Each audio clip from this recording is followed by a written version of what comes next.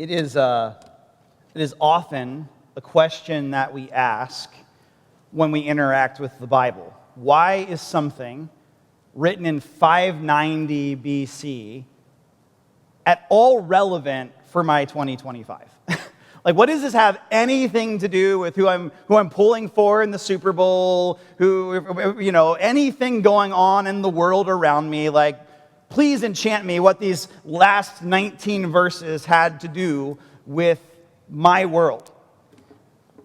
What we've tried to show you over the course of the past 6 weeks is if you have ever been a person in these past 6 weeks who is looking around at what's happening around you and you feel disoriented, you feel confused, you feel a little bit anger, you see injustice, wrongdoing, conflict, and strife in your midst, or at least you are a person that's like, well, I don't really feel it, but like people around me are like sort of spun up, and I don't know what to do about that. At the very least, work feels different. The book of Habakkuk is for you, because what it aims to do is ask the question, how do you live when life is falling apart?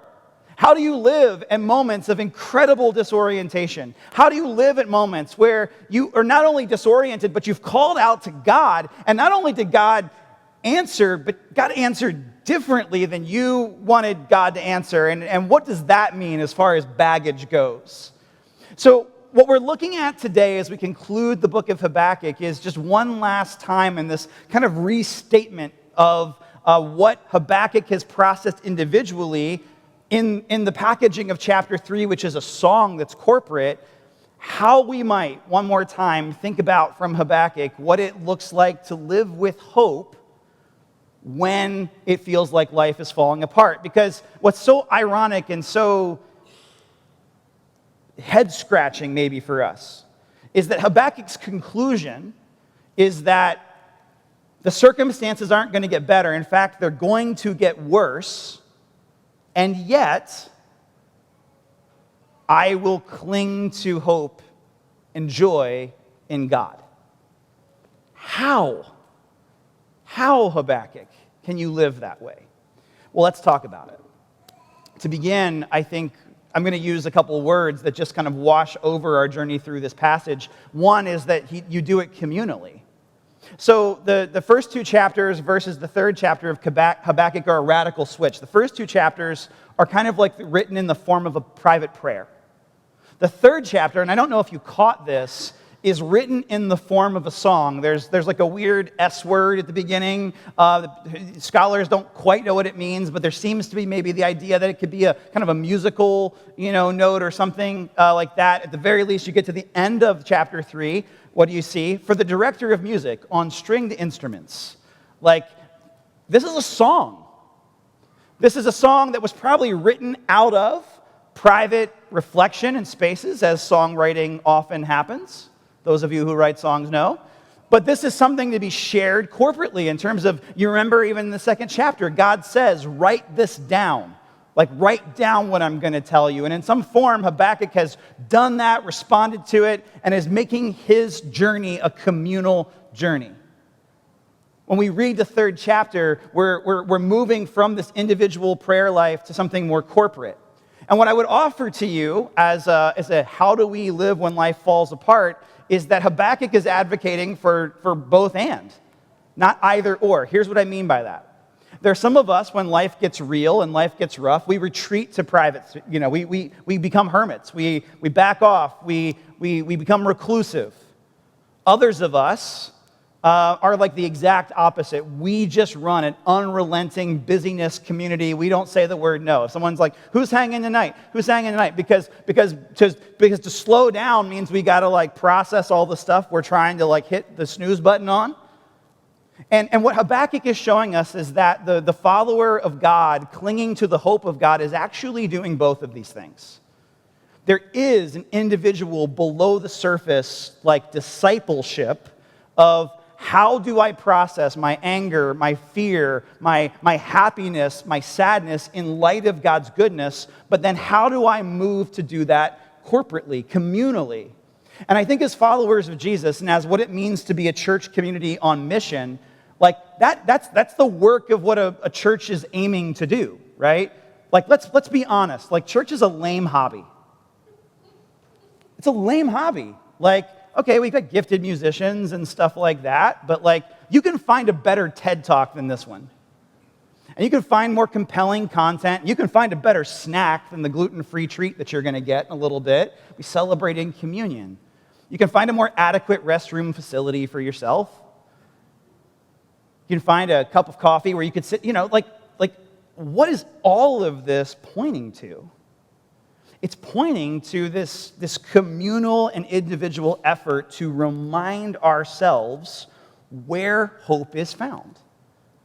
Like, I don't mean to diminish corporate worship by any means, or diminish the role of the sermon or the reading of God's word. Like, what are those things pulling us to? Kind of the communal remembrance to direct and stoke ourselves, like to get out of our own head, but to take something communally that might lead us back to that private space, right? We need both of those things in our journey with Jesus, right? Both of these things matter. And so as we do those things, we're going to work through the passage. Habakkuk will call us to do this persistently.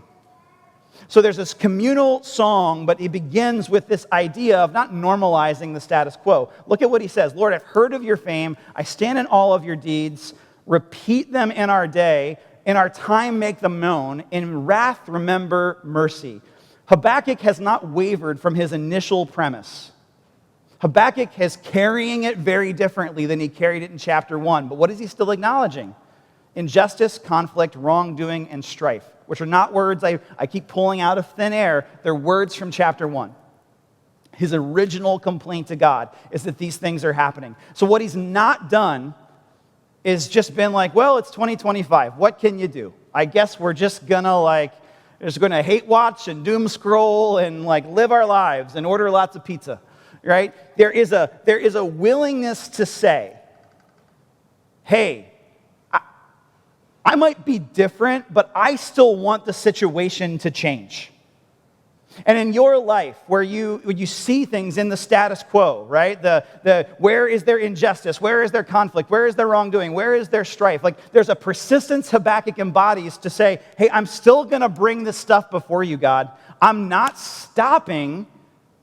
I'm not failing to press on in this particular way. This persistence is one of the ways in which when life falls apart, we go, hey, we don't have to normalize, right? Like, the situation sort of creates the flood zone, right? When you're in a situation where like your basement's flooding or your roof's leaking, in the craziness of the moment where you're scrambling for the bucket, it's really difficult, isn't it, to come up for air? Like, you're just in panic mode.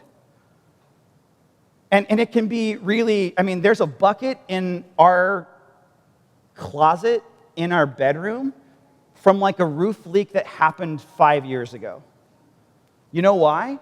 And we'll talk about this more in a few minutes, because I'm kind of afraid it's just going to happen again. Right? It's difficult for us to move out of the normalization of like floods and storms and like move to a place of going, hey God, we're asking you to do something different here. But he doesn't cease doing that. So with persistence, we press on. We say, hey, communally, as God's people, we're asking you to remedy the injustice, conflict, wrongdoing, and strife. Then he calls reflectively upon the Exodus. He calls upon the Exodus. If you don't know where these words like Mount Paran and Taman and the idea of plagues, and if that's new information to you, this is a callback to a time in Israel's history that I don't have time to go into great detail about, where Habakkuk's people, he's not lived through it personally, were enslaved by the Egyptians, they were mistreated, they were held in bondage, and God delivered them. God delivered them and led them to this journey, this time in the desert called the Exodus, led them to the promised land. Like, this is, for Habakkuk, the story that songs and festivals and remembrances have been based around. Like, he's been told by people up to this point, like, this was a time when God delivered us, saved us, rescued us. And he's calling upon God with that same fervor. You did this in this time. You showed your power to the oppressor. I'm reflecting back and I'm hearing about a story that happened to me. Let's break this down for a minute. Like, in one sense, right, you don't even have to be a follower of Jesus to track with me here. Like, gratitude has a centering power, doesn't it? Gratitude has this ability, when you're in like a mental spiral, to break you out of your nonsense. It has this ability to say, hey, I'm operating from a place of scarcity, but here, look, I can put my feet on the ground. I can smell a good cup of coffee. I can taste a good cup of coffee. I'm grateful for my family. Right? Gratitude is a great way, a daily practice, to sort of, on a very baseline level, do what Habakkuk is calling us to do. But there's more than that in Habakkuk's story, right? Like, that would be a great starting point. What Habakkuk is able to do is something that's like more drawing on his own history. The history, in one sense, of in his own story, but also the history of like God's people over time. And let's talk about that for a minute. Like, one of the things that's, when we start to get some years upon us, can I just tell you something for those of you who are young, excited followers of Jesus? There's walls that you're going to hit. Just like in a marriage, just like in a friendship, just like in dealing with your family, there's going to be times where it's like vacation mode, and then there's going to be times where we're like, we got to stay at the table and work through like a really hard thing.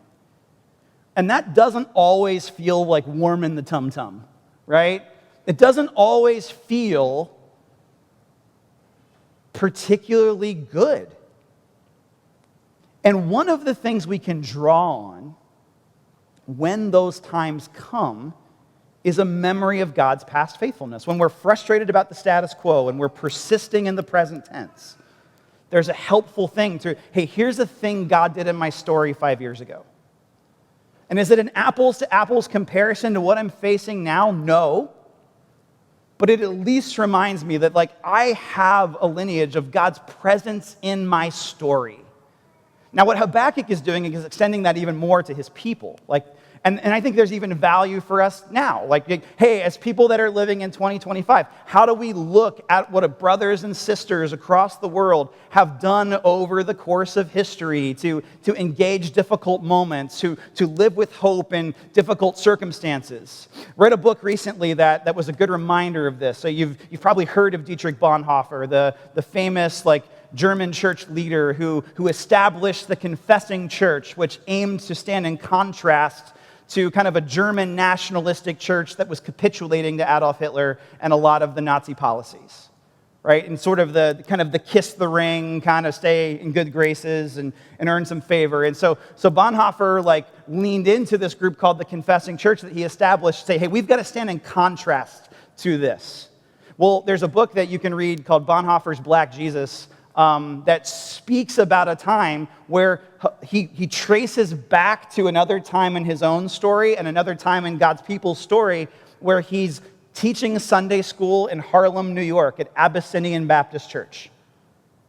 And it's a book that speaks to, as a Sunday school teacher, this weird German guy that's teaching Sunday school in Harlem as he's kind of as he's a guest in their community, as he's taking theology classes at a local seminary, the essence of watching in brothers and sisters who had been mistreated by were still being mistreated and had not achieved civil rights, their integration of fighting for justice in their time, coupled with a joy and a worship that was not circumstantial.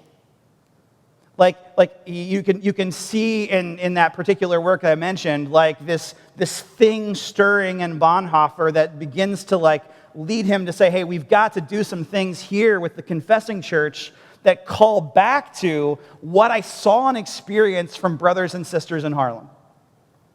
This is the power of reflection. The power to say, hey, God, there's gratitude in my own story, right?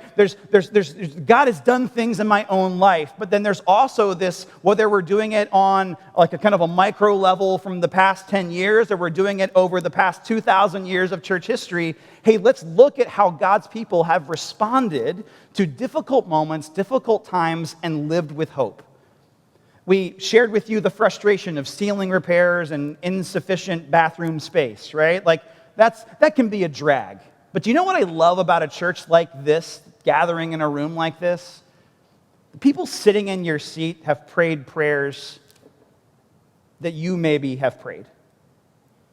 Like, there are people that have wrestled with great depressions that sat in this room. There are people who prayed children would come home from war. There are people who wrestled with changes in the neighborhood, civil rights in our city. Like, there's something about kind of that connection, right? And that's what Habakkuk is drawing us on, right? Like, you've done things in the past. Now, with expectation, do it again. So here's the turn. I'm going to summarize the next 8 verses just for the sake of time. But like, here was this Exodus. Here was this way you showed your character. Here's this way you showed your power. Here's the way you delivered. Do it again. Do it again when it's Babylon. Do it again when the situation has aimed to repeat itself, when we find ourselves in a similar captivity. Like, the belief is, Habakkuk's belief, is that this thing that you've done in the past, you can do again in my story. I believe that you have the power to do it, and I'm going to live with expectation versus kind of a cynicism and a surliness that we would just chalk up to, well, I've seen a thing or two, baby. You know, like that. And that's what Habakkuk does. And can I just share with you, like, something that maybe it's not that vulnerable, but, something that's not hard for me to do. Like, my heart kind of gets there fairly easily. Your heart may not.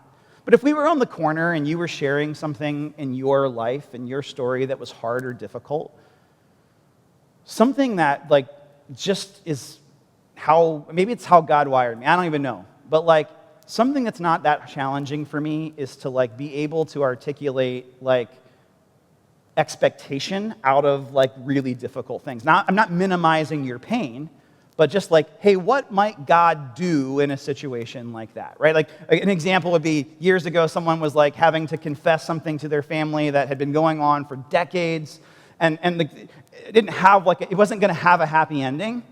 But like, but I was able to say, but I wonder what it would look like if you just felt like you could live free. Like that, okay? Like, so that's a thing that as a pastor or as a person that doesn't come super challenging for me. But can I tell you what is challenging for me? To actually believe it in my own story.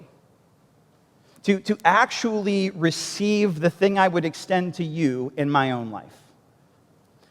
Like, I have this inner defense mechanism that says things, and it's Super Bowl Sunday, let's give you a football analogy, that says, well, if I just sort of set myself up for, like, you're going to drop the 2-point conversion, then I'm not, like, sad, or I'm less sad if that actually happens. Because then I didn't let my heart go to the fact that, there was going to be a win and we were going to get there, right? And, like, that makes me insufferable as a sports fan, like, if you're watching something with me, so I've been told. Right? Like this inner fatalism that just goes, what's this thing around the corner, this bad thing that's going to happen that's going to take this hope away? But you know what that is? It's not endearing. It's a sore spot. Like that little dumb sports analogy is reflective of a bigger sore spot in my own heart. Right? Like the places where, like, hope is hard because the potential to be let down by the things you trust in is real. To just shield yourself from grief or disappointment, or to have to build muscles of resiliency and loss. It's just easier to be a cynical jerk. And I hope I'm not that. Right? But this is reflective, I think. This is the expectation that Habakkuk is talking about. I'm going to trust that you have the power to do it again, and I'm going to live like that's true. not normalizing Babylon's nonsense, but living with hope in expectation that the God who delivered my people could do it again in this time. Right? And for you and I, who may relate to my silly sports analogy, say, hey, what would it look like for us to speak words of life, not just over one another, but to preach the gospel to ourselves? To speak words of life to ourselves, to speak to the voice, like that if someone else was speaking to a friend that way, you would never let someone speak to the friend the way that you would speak to yourself. Right? Like to let the gospel speak to that voice too, and that sore spot that like, yes, has some wisdom and has some years behind it, but can also be jaded and manipulated to despair and despondency. How does that move us to live with expectation? It's the belief that God can bear the weight of our worship, right? And that's kind of the thing we're wrestling with, isn't it? Can God be trusted with my heart? Can God be trusted with my life? If you're a teenager, like going, up through the ranks, like, can God be trusted with my story, or can I write a better one for myself? And that doesn't go away, actually, when you're 20, you're 30, you're 40, you're 60, you're on in the years, right? Like, that's a perpetual journey of our hearts. Can God be trusted with our story? Can God bear the weight of our worship? All of this takes place for Habakkuk in the present tense.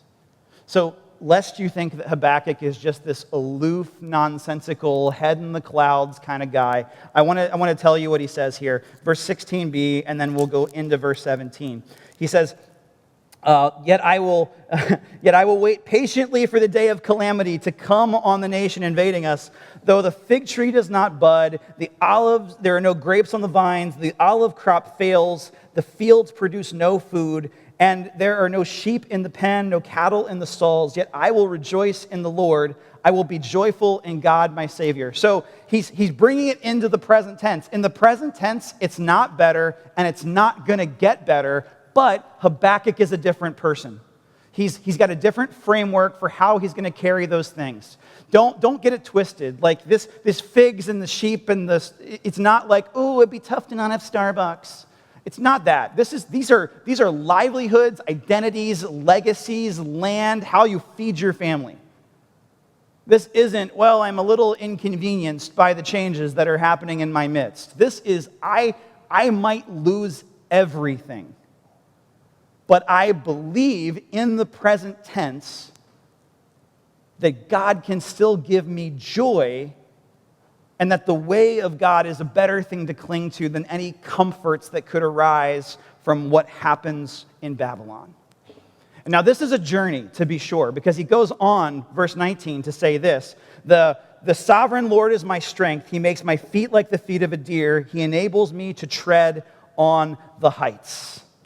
This is a journey to the high ground. What does the high ground represent? This is the second time, actually, Habakkuk's talked about high ground, if you're tracking with the full book. He did this in the first, in the second, week 2, when he was like, I'm going to go to the high ground. I'm going to hear what you have to say. I'm going to clear my head of other things. Well, what he's talking about here is, if I'm the person who's really living by faith and not by sight, maybe there's going to come a day where I'm going to have a perspective that can see all of these things. Now, the journey up, as we know, is what? Exhausting, dehydrating, disorienting, treacherous.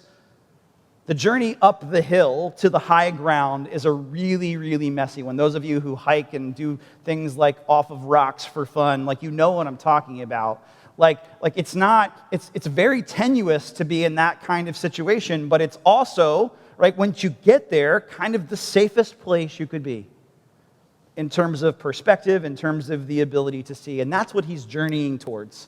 We all know someone who, through suffering, has become a harder, more embittered, angrier, surlier person, and it's taken them out. Like this, there's a whole movie industry about this, right? The prequel, How Did the Evil Person Get to That Place? But if you live enough years, you also begin to meet people who have dealt with tremendously painful, difficult circumstances, And somehow, through that journey, they are softer and more tender and more servant-minded than they would be otherwise. And that's the work that Habakkuk is trying to get to say, how does God help me to get to that place so that when I get to that place, whether the circumstances have changed or not, I am different. 2 weeks ago, I shared just a quick aside and an invitation here. 2 weeks ago, I shared about our friend Gene at our church. Gene, who you maybe have talked about presidents on the corner with, or gotten a cookie from, or planted a tree with, or painted a wall at Francis Scott Key. Gene, I told you 2 weeks ago, had been given a diagnosis that was the doctors had done all they could do, and this man who loved to serve people was now sitting in a hospital bed, kind of looking for what it meant to serve in these final days of his life. Well, Gene passed away. Shortly after that, we're going to honor and commemorate Gene next Sunday at 2 p.m. With a memorial service. If you'd like to join us here at the church, or if you want to help, you can go to the connection card page. Maybe you didn't know Gene, but you're like, hey, what can I do to help? Let me know on the connection page. But the reason I bring Gene up here is because Gene, if you knew Gene's story, it was tremendously difficult. Like if we're just like comparing scars, like if Gene felt comfortable enough to lay his cards on the table, we'd be like, that's tough. Now that's tough. If you ever interacted with Gene, what you did not detect a hint of in Gene's story is bitterness. And it wasn't blind faith. There was a resilience in there that had been built to say, hey, what does it look like for me to give my life to serving people that are made vulnerable by the same things that I have gone through? Incredible testimony, right? And this journey through the wall that we're talking about. Like that the love of God, and as I meet him the day after he's gotten this news, he says, hey, you know what? I'm saved. I have peace. And to hear someone say that in a position like they're in, you kind of go, okay, like, is that some sort of reactive, you just don't want to talk about it? Or is it the fact that it comes from a deeper well? Right? And there's people that you meet and people that you interact with that you just know that's coming from a deeper well. And I think one of the things Habakkuk aims to conclude and point us to is that the circumstances we're facing have the ability to lead us to that deeper well. Right? When he says, God's going to make my feet like the feet of a deer. I'm going to trudge up through this like a deer. It's not minimizing the painful situation. It's trusting God with the weight of his story.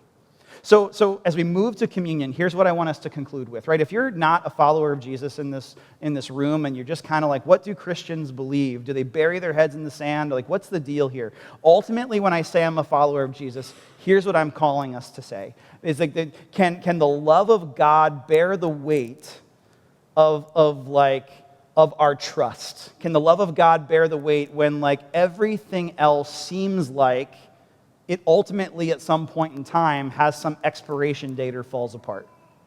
Can God be trusted with our story? What we celebrate in communion and why we do this weekly is not for the hobby of it. It's because, just practically speaking, there's power in remembering. Like, you could have had the confidence of Habakkuk a week ago, and the past 7 days have just messed with you, right? There's a guy named Alan Algrim I just really respect and love. He says, it's not that I'm a slow learner, it's that I'm a fast forgetter.